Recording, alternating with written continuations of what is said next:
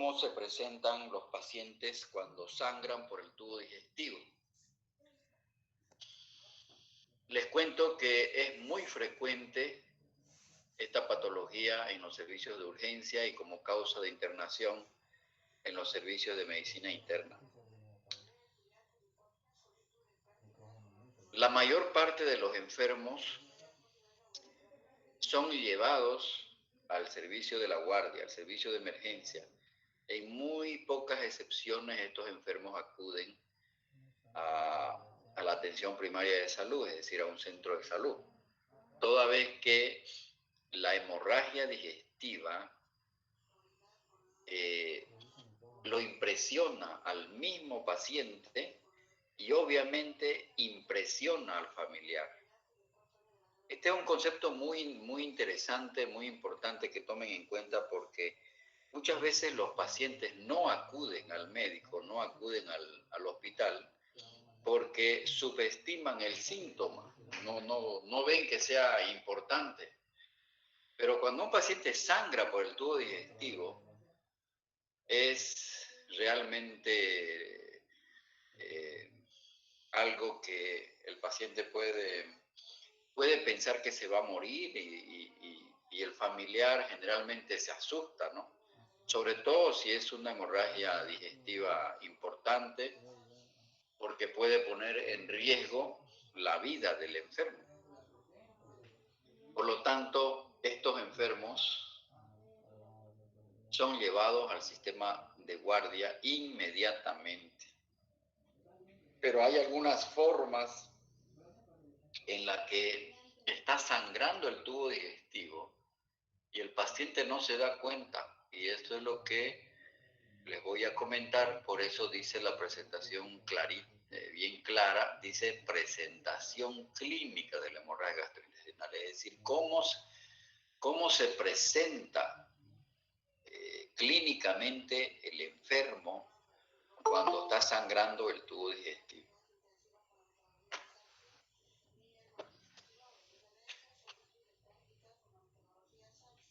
Desde hace mucho tiempo se habla de clasificar a la hemorragia digestiva en dos grandes grupos. Hemorragia digestiva alta y hemorragia digestiva baja. Estas dos formas de presentación, de clasificación clínica de la hemorragia digestiva, puede expresarse sin compromiso hemodinámico o con compromiso hemodinámico. Es decir, lo más grave que le puede ocurrir a un enfermo es que sangre por el tubo digestivo y esté en shock hipovolémico. Y esos son los pacientes que se mueren, ¿eh? Sin embargo, los pacientes que sangran, pero no están con un compromiso hemodinámico importante, es decir, no están hipotensos, oligoanúricos, taquicárdicos, insuficiencia respiratoria, estos enfermos no son de gravedad, digamos, en el sentido de que la muerte no va a sobrevenir inmediatamente. Ahora, la hemorragia digestiva alta se subclasifica en dos grandes grupos. Una que está relacionada a hipertensión portal y otra que no está relacionada a hipertensión portal. Pero aquí salta a la vista una interrogante. ¿Y cómo yo voy a saber que es por hipertensión portal o que no es por hipertensión portal? Eso parte de un buen examen físico.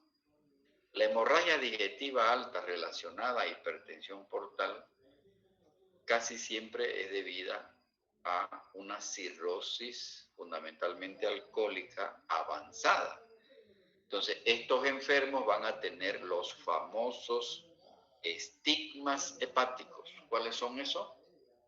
¿Alguien me puede decir cuáles son los famosos estigmas hepáticos?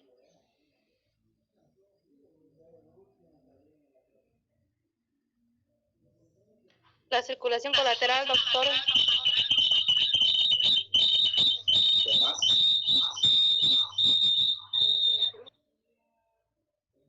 ¿Qué más?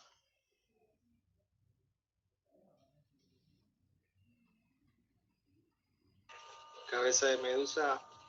Cabeza de medusa, ¿qué más?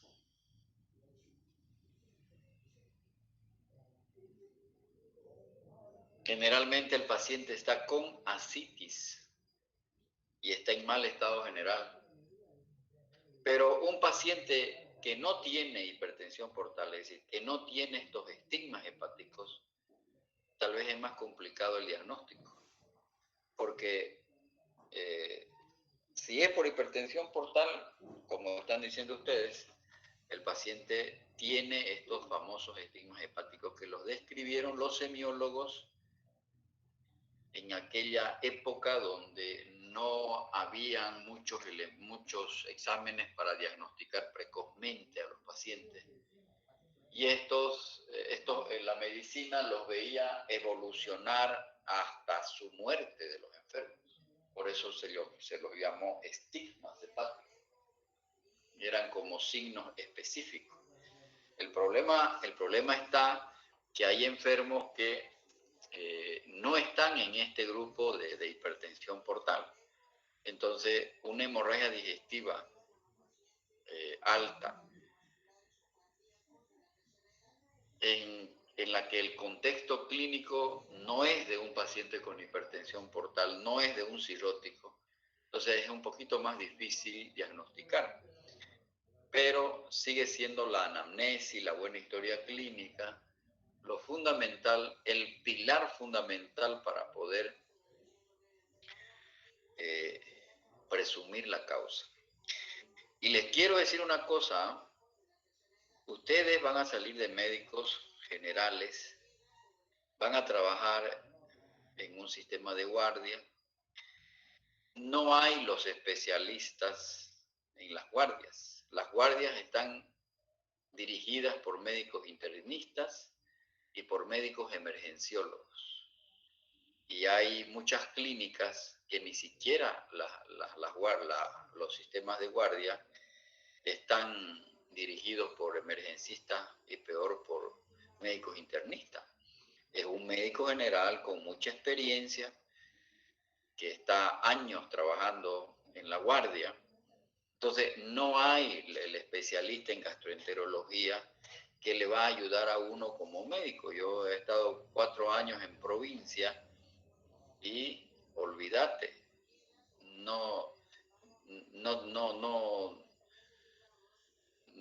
había el médico especialista, de manera que es el médico emergencista, el médico que está de guardia, el que lo hace todo.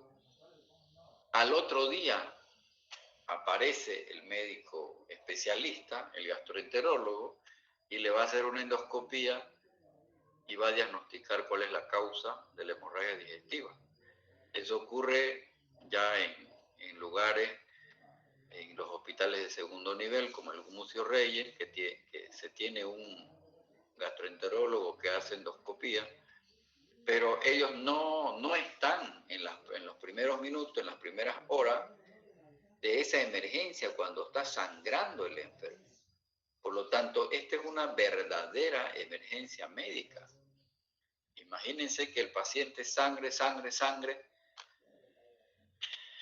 el médico solicita transfusión de sangre, el banco de sangre consigue la sangre, le coloca al enfermo, pero en una bocanada lo vuelve a botar, lo vuelve a expulsar. Entonces es una verdadera tragedia.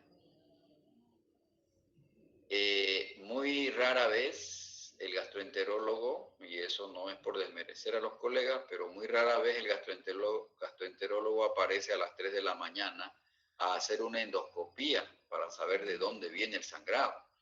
Generalmente el médico emergencista, el internista se las bate solo, lo compensa, porque ¿qué es lo que lo mata al enfermo? Es la descompensación hemodinámica, ¿no? ¿Verdad?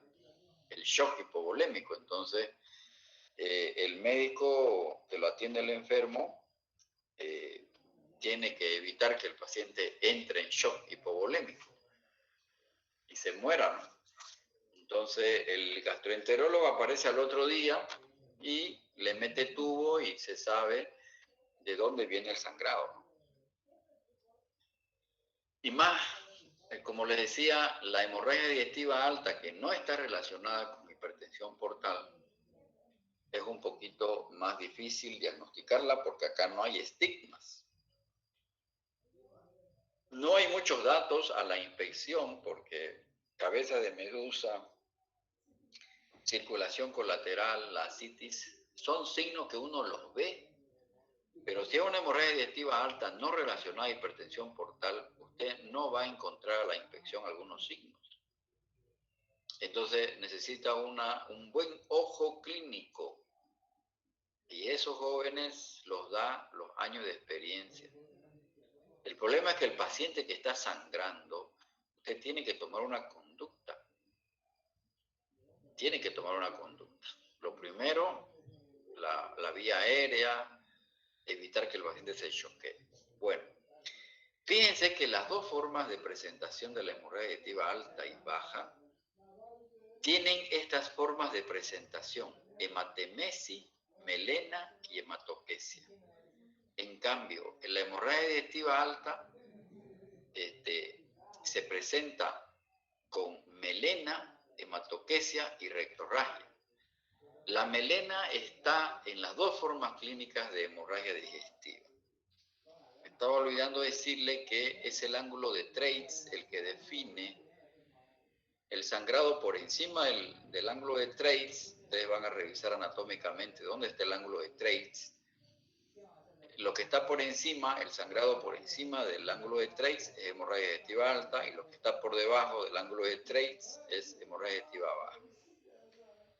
Métanse a la cabeza que no es tan fácil a veces discriminar una hemorragia digestiva alta de una baja. Ahora, ¿por qué es importante discriminar?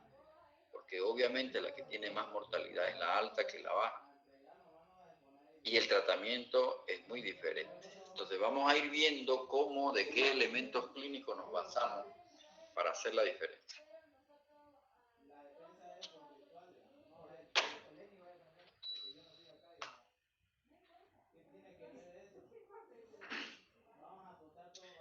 Es una emergencia médica frecuente con una incidencia anual de 100 casos por cada 100.000 habitantes. Esta no es literatura nuestra, es una literatura mundial. La etiología es diversa, pero las causas más frecuentes son la úlcera péptica gastroduodenal. Es decir, las tres principales causas de hemorragia digestiva están en estas tres patologías. Una úlcera péptica sangrante, erosiones de la mucosa gástrica duodenal y las varices esofágicas. O sea, estas tres patologías son las primeras que ustedes tienen que meterse a la cabeza. Y métanse también al TARI, que el tratamiento es específico, es un poco diferente.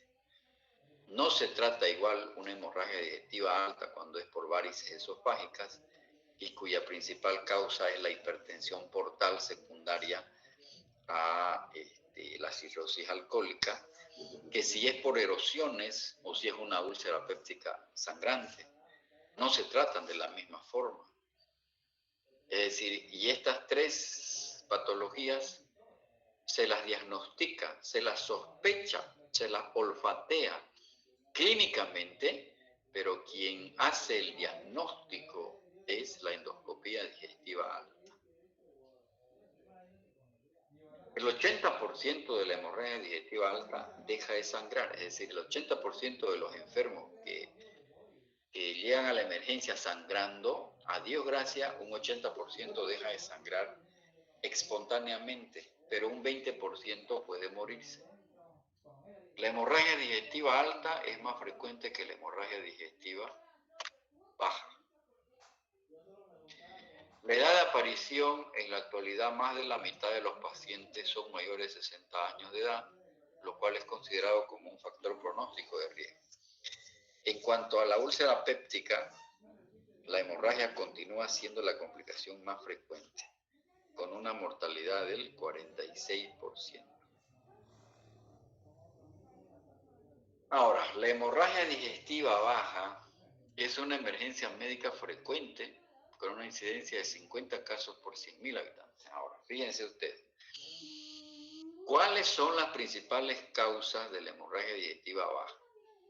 Los divertículos, la angiodisplasia, pero aquí lo que los va a matar al enfermo son los pacientes con cáncer de colon. Las hemorroides son extremadamente frecuentes, pero son raros los enfermos que llegan a la guardia porque se les haya sangrado un hemorroide. Son raros. Los que sangran, los que van por un sangrado importante, son o por un cáncer de colon, o por una angiodisplasia, o por divertículos.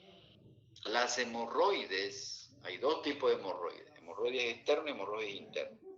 Las que duelen son las hemorroides externas, las que no duelen son las hemorroides internas. Estos enfermos acuden al médico, pero no van a la emergencia, rara vez van a la emergencia, van a la consulta externa con el dolor.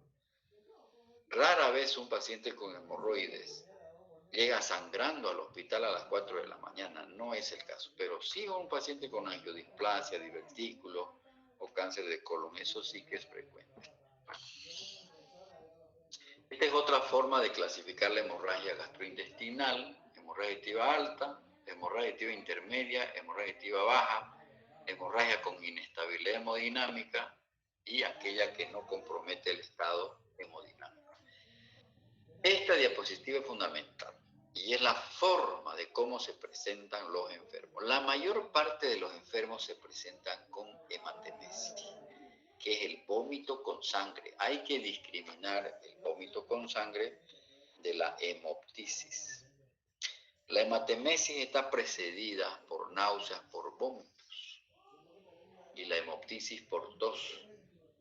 Aunque esto pareciera muy fácil discriminarlo, pero a veces el médico tiene sus dudas, porque hay enfermos que tienen hemoptisis, es decir, tosen, y algunos tragan la sangre, y después, como la sangre es un catártico, estimula el peristaltismo, lo vomitan, o pueden expulsarlo por abajo, el contenido de sangre de la tos. Entonces a veces cuesta discriminar. Entonces, la presentación clínica, una de las más frecuentes cuando es una hemorragia digestiva alta, es la hematemesis. Y eso es muy característico en pacientes que tienen varices esofágicas secundarias a hipertensión portal por una cirrosis alcohólica avanzada. Hay otros enfermos que tienen sangrado, vienen y dicen: doctor, yo he hecho del cuerpo, o lo trae la familia, doctor, mi papá ha hecho del cuerpo y hay una mezcla de materia fecal con sangre. Eso es hematoquesia. O sea, la materia fecal está con sangre. Rectorragia es diferente porque es una sangre rutilante, roja. Generalmente esto puede deberse a una hemorragia digestiva alta, porque es expresión de hemorragia digestiva alta, puede ser el cáncer de colon, la angiodisplasia, las hemorroides. Es sangre viva, roja, rutilante. El paciente va al baño, se limpia y ve que mancha el papel higiénico. Entonces, esas son las formas de presentación. Otra cosa es, hay enfermos que no van por un vómito con sangre, van por deposición melénica, es decir, están sangrando por dentro, y al pasar la sangre por el tubo digestivo, al combinarse la sangre con el ácido clorhídrico, cambia de color, hay unos cambios químicos, y la deposición melénica es una deposición negruzca, alquitranada, pegajosa y maloliente. Entonces, la familia va a decir: doctor, mi papá ha hecho caca negra, y es como alquitranada, es maloliente.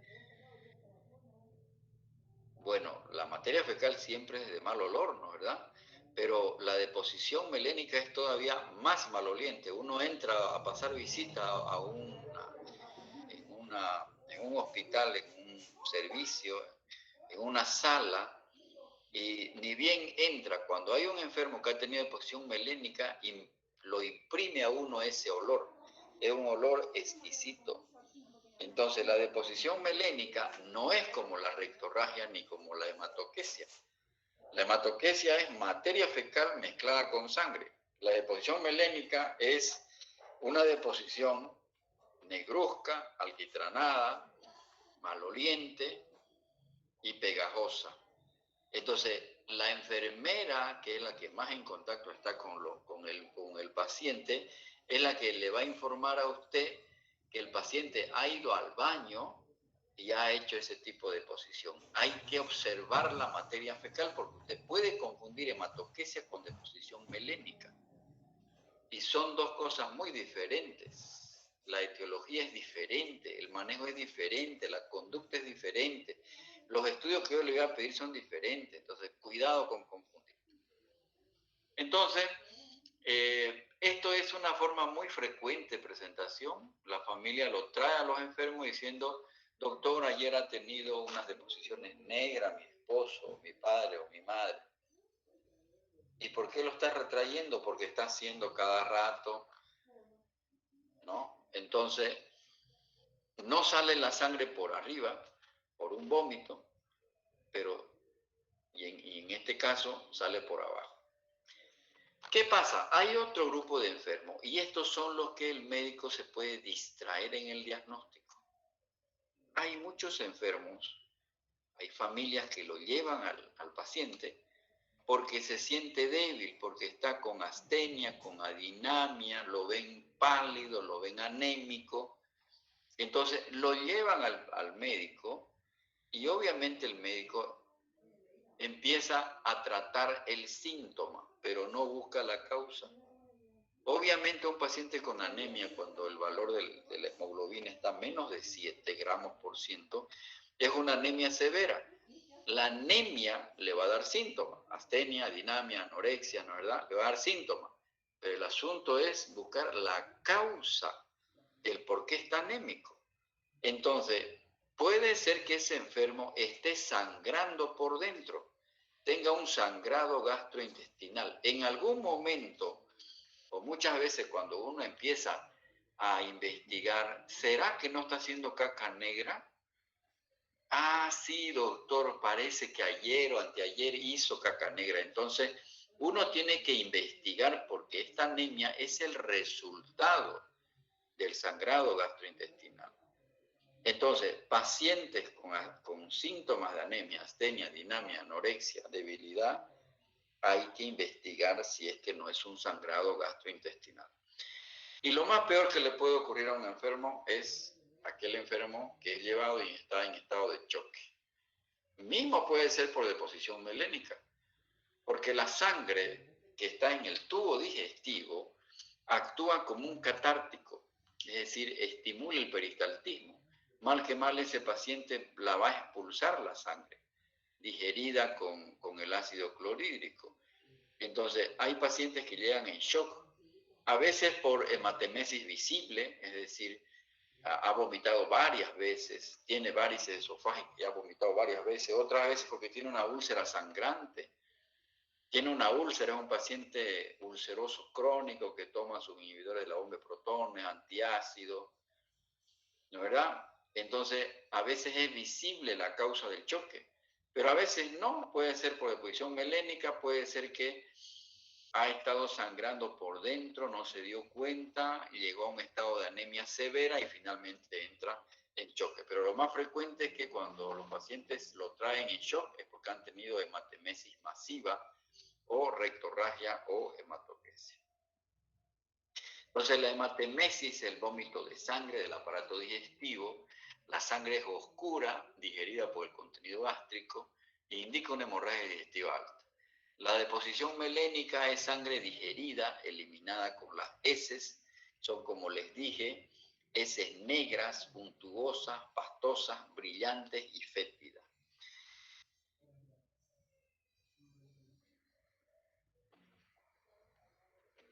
Las enterorragias son hemorragias originadas en el intestino. Hemorragia, deposiciones de sangre roja mezclada con materia fecal. Hemorragia digestiva, expresión de hemorragia digestiva baja. La proctorragia es una hemorragia originada en el colon sigmoideo correcto. La sangre cubre la materia fecal recién emitida, puede ser gota a gota, y eso puede verse en las hemorroides o en un cáncer de recto. La deposición melénica expresa una eliminación por vía rectal de sangre digerida proveniente del tracto digestivo. Consiste en deposiciones de consistencia pastosa, de color rojo brillante, de color negro brillante y olor fétido. El aspecto característico de la deposición melénica se debe a la formación de hematina por acción del ácido clorhídrico del estómago.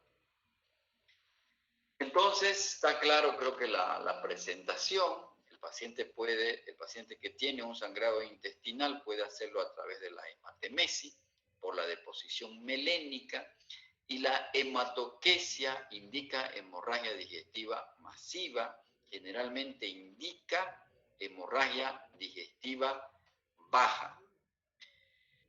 ¿Cómo vamos a enfocar nuestra anamnesis para orientarnos en la causa del sangrado gastrointestinal? La edad del paciente, siempre la edad y el sexo jóvenes para podernos orientar. Puede ser orientativo. En pacientes de edad avanzada, las causas más frecuentes son divertículos de colon, angiodisplasia de colon, colitis isquémica, pólipos y cáncer. Mientras que en pacientes jóvenes, una hemorragia digestiva puede deberse a una patología anal, por ejemplo, las hemorroides, enfermedad inflamatoria intestinal o pólipo. ¿Quién lo dice esto? El doctor Farreras Rossmann, del libro de Medicina Interna.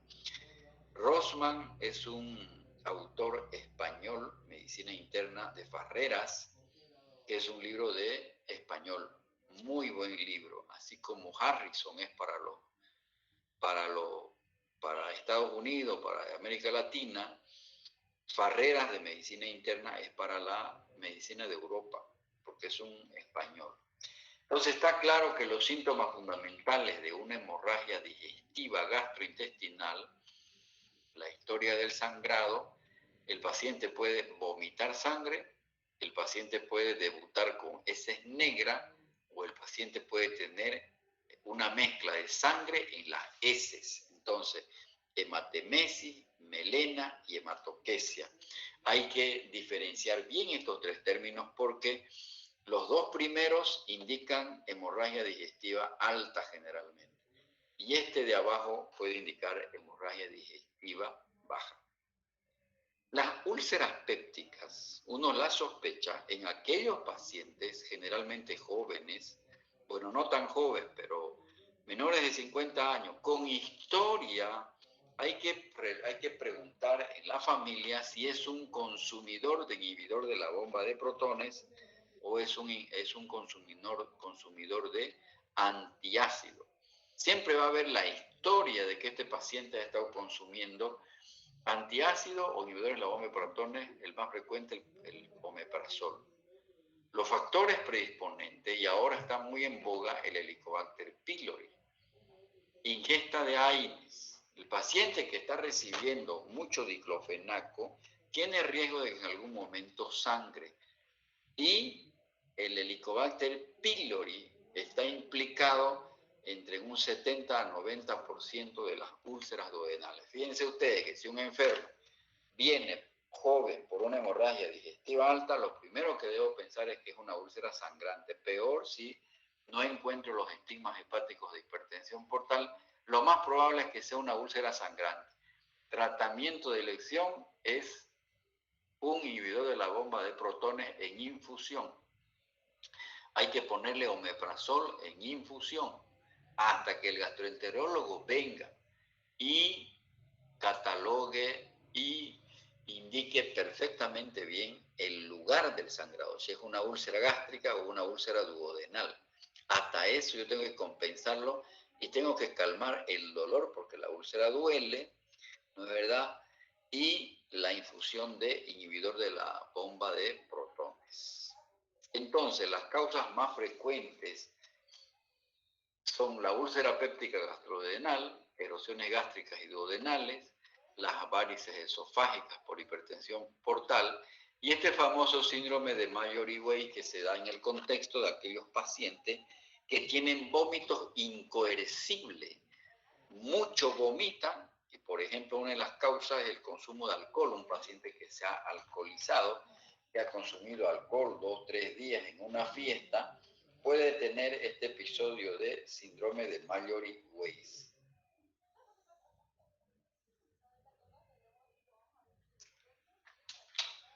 Esta es también una clasificación de medicina europea. Fíjense que para los europeos,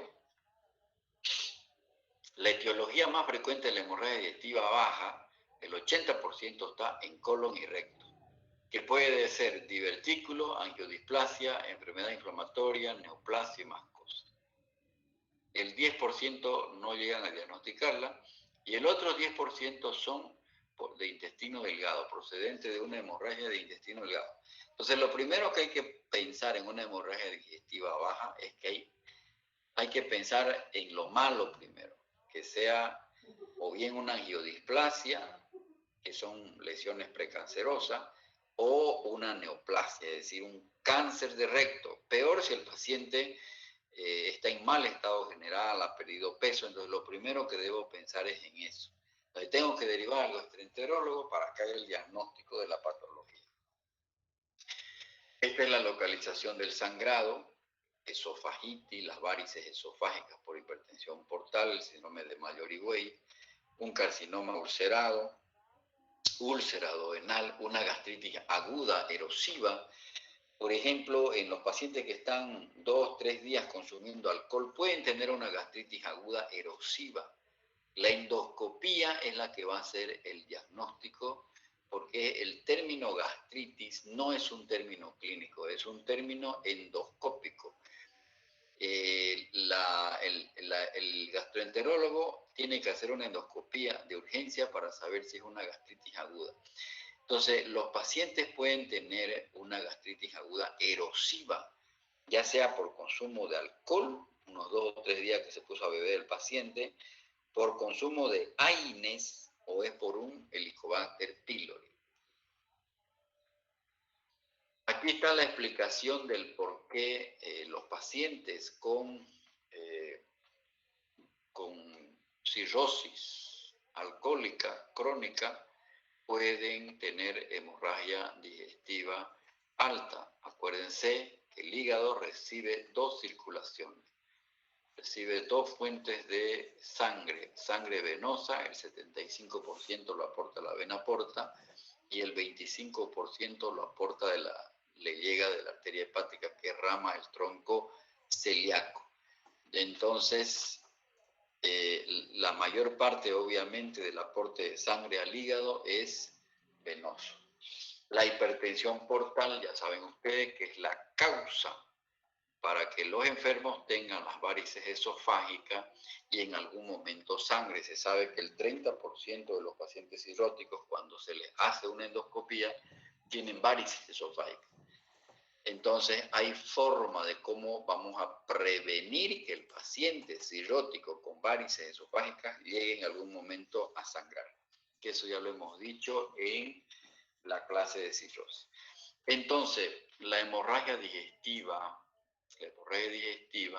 se clasifica en hemorragia digestiva varicial, aquella que se acompaña de varices, y hemorragia digestiva no varicial. La principal causa entonces son las varices en hemorragia digestiva varicial y en la hemorragia digestiva no varicial es la úlcera péptica y el estrés. Hay pacientes que pueden sangrar por un estrés. La endoscopía tiene muchas ventajas, por eso es que es el arma número 1 para el manejo de estos enfermos. Detecta el sangrado, identifica las varices, predice el resangrado o la necesidad de intervención quirúrgica, permite un control endoscópico, porque el paciente que sangra por varices esofágicas, lo que va a hacer el gastroenterólogo es ligar las varices y se acaba el jabón. Pero ¿cuál es la desventaja? Requiere el paciente estar en ayuna.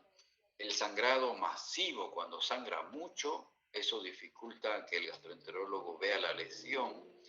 A veces hay que hacer sedación y esta sedación compromete la ventilación. Entonces, un paciente que está muy mal, no siempre es fácil meterle el tubo porque hay que sedarlo y para sedarlo puede llevarlo a un compromiso de la respiración. ¿Qué factores pronósticos clínicos hay en un paciente con hemorragia digestiva?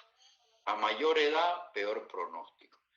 Una forma de presentación como es la hematemesis está asociada a mal pronóstico, peor si es abundante, si son varios episodios. Cuando el enfermo tiene enfermedades asociadas, cuando la hemoglobina es menor de 8 gramos, cuando hay necesidad de perfundir 5 unidades en las primeras 24 horas, también es un factor pronóstico clínico de mal pronóstico, y el paciente que resangra. El paciente que vuelve a sangrar es un paciente de mal pronóstico. Y hay criterios endoscópicos que hablan de pronóstico, y esta es la clasificación de Forres, que ustedes la van a ver cuando lleven la materia de gastroenterología. Según el doctor Forres, hay una clasificación que es importante y la maneja el gastroenterólogo.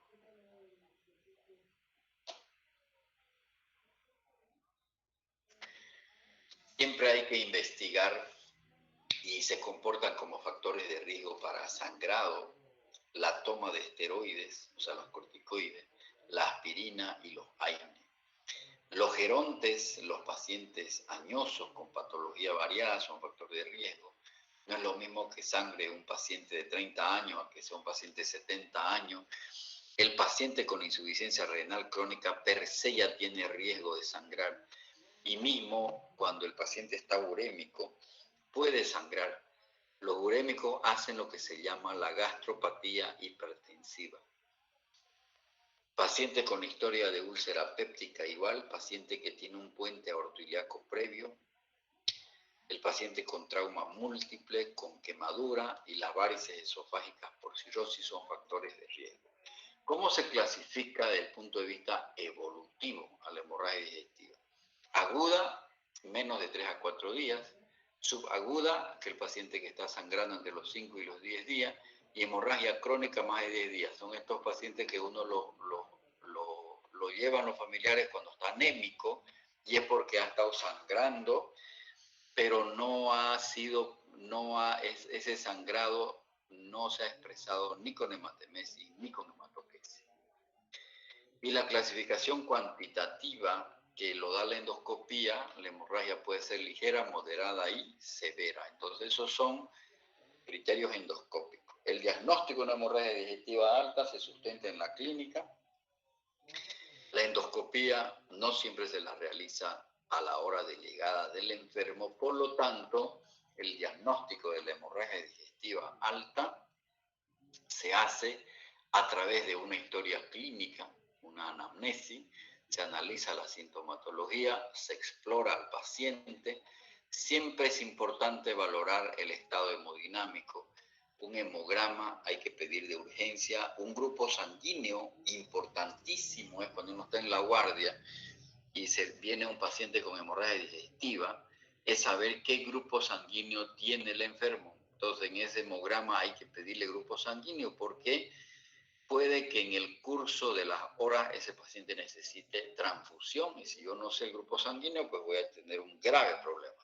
Entonces, hay que valorar. La hemoglobina inicial no sirve para valorar la gravedad. Hay que esperar que pasen 24 a 48 horas para recién ese valor de la hemoglobina es el real. Pero el primer hemograma no nos sirve generalmente, salvo que el paciente ya venga con anemia y que nos va a dar una hemoglobina baja. Pero el paciente que no está anémico, el paciente que por primera vez está sangrando y que su cuadro es eminentemente agudo, la hemoglobina, el hematocrito que se pide al principio, no es real. Entonces hay que solicitarle a las 24 o 48 horas. Y esto es lo que se pide, ¿no? Analítica general, hemoglobina, hematocrito, el grupo sanguíneo es fundamental. Las enfermedades asociadas incrementa a medida que aumenta el número de comorbilidad. Todos los autores coinciden que la mortalidad por esta entidad no solo está relacionada con la edad y la presencia de shock hipovolémico, sino también con las enfermedades de base. Los AINES se estima que del 13 al 35% de las complicaciones de las úlceras pépticas son debidas al uso y abuso de los AINES y aspirina. Por lo tanto, hay que preguntar siempre qué medicación consume el enfermo. El tabaco disminuye la presión del esfínter pilórico, disminuye la secreción de bicarbonato pancreático, altera el flujo sanguíneo, retarda la circulación y aumenta la secreción de ácido clorhídrico. La fase etiológica, es decir, cómo llegamos al diagnóstico de la hemorragia digestiva alta, es a través de la endoscopía digestiva alta que nos la va a hacer el gastroenterólogo. Realmente ya el gastroenterólogo es el que nos dice, nos pone el apellido de la hemorragia digestiva, si es por una úlcera, si es por varices esofágicas, si es por angiodisplasia, si es por pólipos, si es por divertículo. Entonces, importantísimo es el aporte que brinda la endoscopía digestiva. Y esto ya está fuera del tema de la hemorragia digestiva, porque esto es tratamiento y esto es ya análisis de otra materia cuando ustedes lleven gastroenterología en el cuarto año de medicina o quinto año, si no me equivoco. Ahí el gastroenterólogo les va a enseñar cómo debe manejarse. Lo importante es estabilizar hemodinámicamente al enfermo, hacer el diagnóstico del sitio de sangrado, y eso lo tiene que hacer el gastroenterólogo. Detener la hemorragia no siempre se consigue con transfundir al paciente, porque si hay un hueco ahí, no tapo el hueco y va a seguir sangrando. Y hay que prevenir la recurrencia. Para prevenir la recurrencia, si es una úlcera sangrante, los inhibidores de la bomba de protones son clave para el manejo. Entonces, las medidas generales, hay pacientes que están muy graves, deben ir a cuidados intermedios o intensivos. Hay que hacer todo esto, la resucitación, el ABCD, ¿no ve? Que ustedes van a aprender cuando estén haciendo internado. Los pacientes pueden estar en shock, hay que restablecer, hay que colocar una vía venosa, meterle inicialmente cristaloide, después sangre. Si el paciente entra en insuficiencia respiratoria o imagínense se broncoaspira, hay que intubar y someterlo, acoplarlo a un ventilador. Eso es, jóvenes, hemorragia digestiva. Lo importante es la presentación clínica, que ustedes diferencien hematemesis de posición melénica y hematoquesia. ¿Tienen alguna pregunta?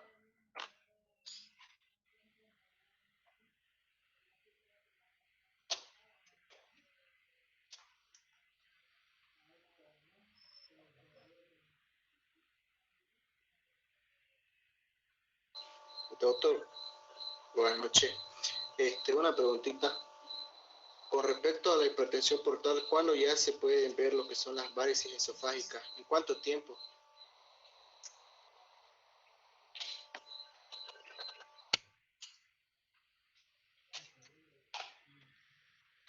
Es decir, por eso les decía, ¿no? La literatura mundial dice que el otro día estuve igual en un congreso de gastroenterología del Congreso Nacional y decían los colegas, los especialistas, que la tercera parte de los pacientes cirróticos ya tienen varices esofágicas.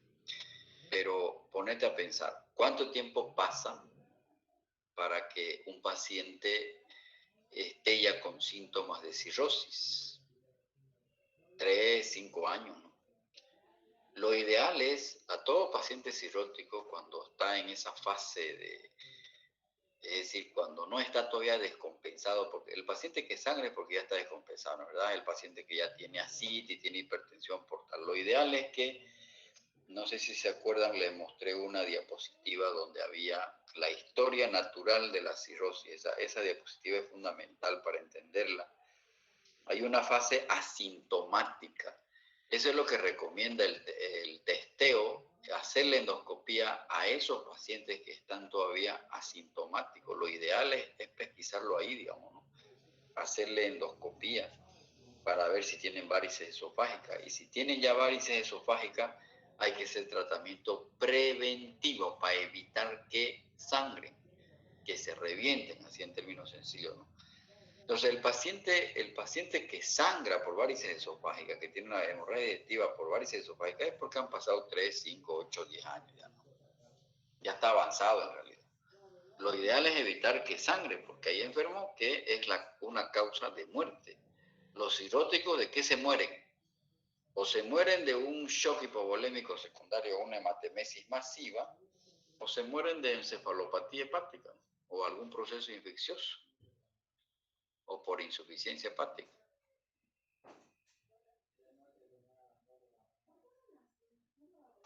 Gracias. Doctor, entonces cuando el cirrótico empieza a tener hematemesis, eso es lo que la gente comúnmente dice cuando está vomitando su hígado, comúnmente. Pero entonces, como usted dice, son varices esofágicas que empiezan a sangrar. Exactamente. Ya el hígado está pequeñísimo ya. El hígado se achica, pues, ¿verdad? Cuando en las fases iniciales de la cirrosis, el hígado está crecido, hay hepatomegalia, si se le hace una ecografía, el hígado está crecido. Pero a medida que avanza, se vuelve fibrótico, ¿no? Se forman nódulos y ya el hígado está pequeño. Eso quiere decir que ya el hígado está la cirrosis está muy avanzada y ya va a cursar con hipertensión portal, ya va a tener varices esofágicas. Y por eso te digo, una de las causas de muerte del paciente cirrótico son las varices esofágicas que sangran, se revientan y viene un episodio masivo de sangrado.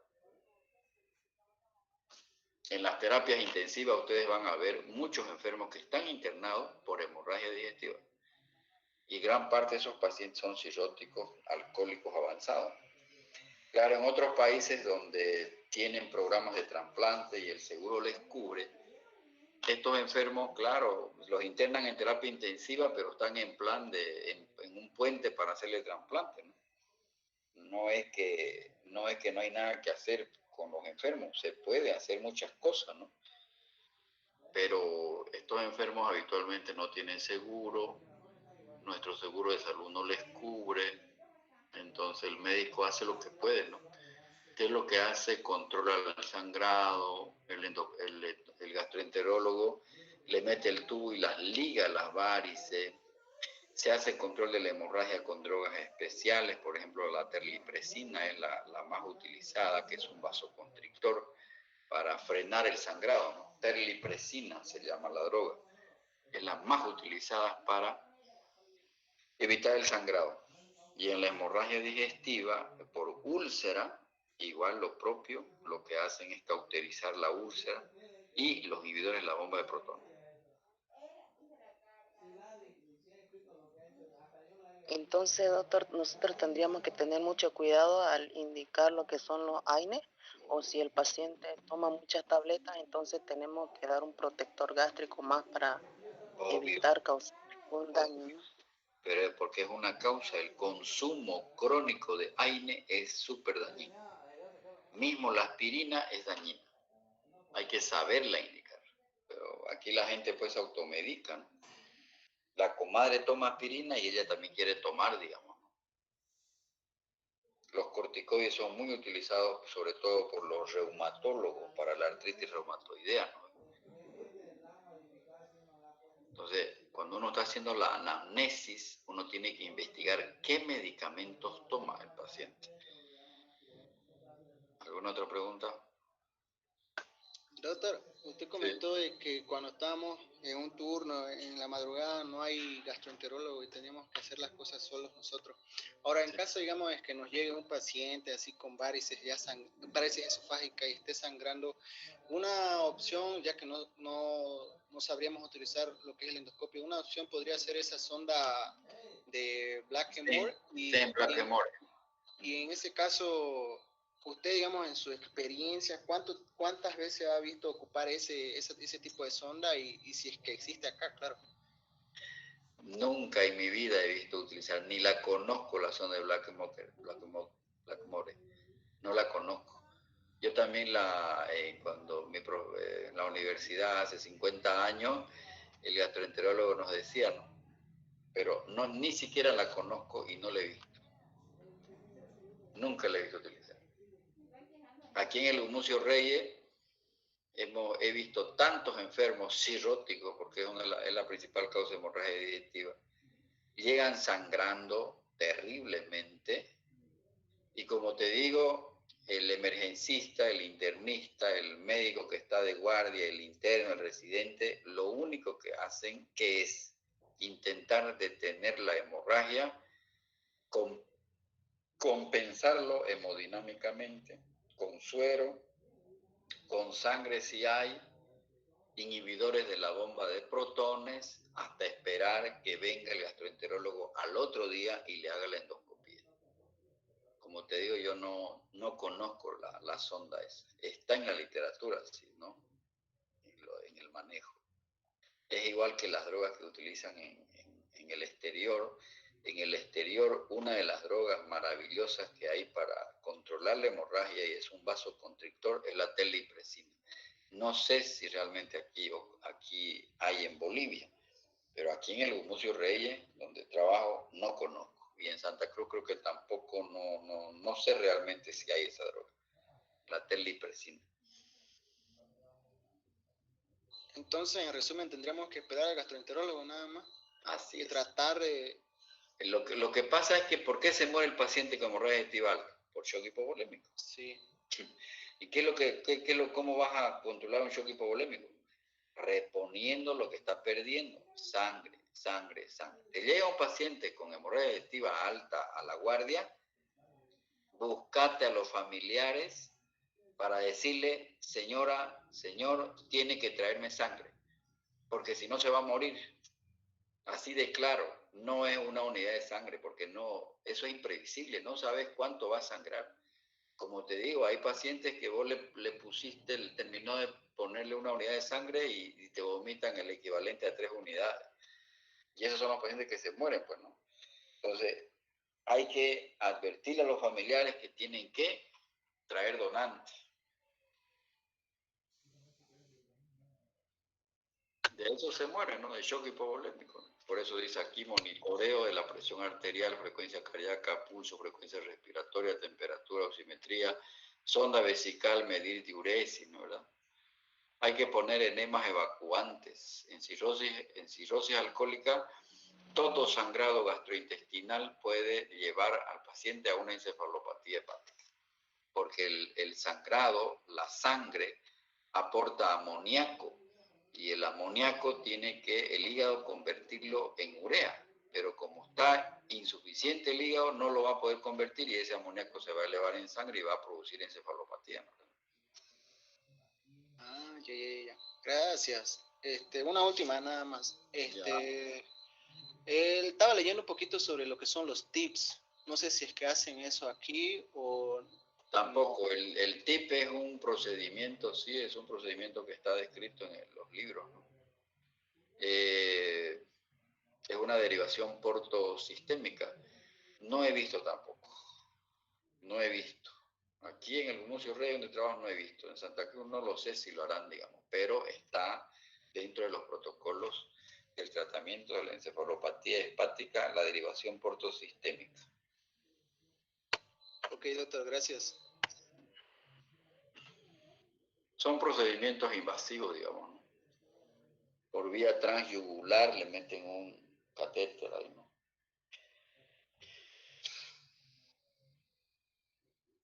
Ahora, como dice también en la presentación, hay el 80%, fíjate, dice una de las diapositivas, el 80% de los enfermos con hemorragia digestiva dejan de sangrar espontáneamente. Solo el 20% se descompensan, entran en shock hipovolémico y se mueren, ¿no? A Dios gracias, hay pacientes que la mayor parte de los enfermos se detiene la hemorragia. con inhibidores de la bomba de protones, con oxígeno, poniéndole sangre y más cosas. Medidas generales, digamos. Ahora, hay situaciones en las que hay que llamar inmediatamente al gastroenterólogo, ¿no? Para que meta el tubo, y si es una úlcera sangrante para que la cauterice, y si es varices esofágica, pero como dice ahí el libro, la diapositiva, cuando el sangrado es muy masivo, dificulta la visión, o sea, el gastroenterólogo no puede ver de dónde está sangrando. Y tiene que estar en ayuno el enfermo. ¿Ah? Imagínate que sea un paciente con antecedente de alguna enfermedad de base y necesite sedarlo al enfermo. Tiene que llamar al anestesiólogo para que lo sede. Pero al sedarlo, el paciente se puede broncoaspirar. Por eso es que no es que los gastroenterólogos se rehúsen a hacer una endoscopía a las 3 de la mañana. Es que per se estos enfermos son graves. Son graves. No va a poder ver si es una hemorragia que está inundando el estómago, el esófago, varices muy grandes que están sangrando. Va a ser muy dificultoso para el gastroenterólogo ver de dónde está sangrando, ¿no? Porque se inunda pues el tubo digestivo. Y por esa razón hay que tenerlo en NPO. Desde ya un paciente con hemorragia digestiva alta tiene que estar en NPO, no puede consumir nada. Porque si el paciente el médico le va a hacer al otro día una endoscopía, tiene que estar en ayunas el enfermo. Eso hay que prever. En ayunas, y no se olviden que siempre hay que solicitar grupo sanguíneo del enfermo. Ni modo que hagas una solicitud de transfusión si no sabes el grupo sanguíneo, porque eso te va a pedir el banco de sangre, ¿no? Y como dice aquí, vía venosa periférica con una aguja, con una bránula gruesa. Podés poner 2 bránulas en ambos brazos, porque el paciente se muere por shock hipovolémico, entonces tenés que tener no una mariposita, pues, una bránula gruesa, 14. Mientras más bajo es el número, más grueso es. ¿Ves? No sé si eso saben. El 14, la bránula número 14 es más gruesa que la número 18. A menor número es más gruesa, es decir, pasa más líquido. Bueno, ok, jóvenes.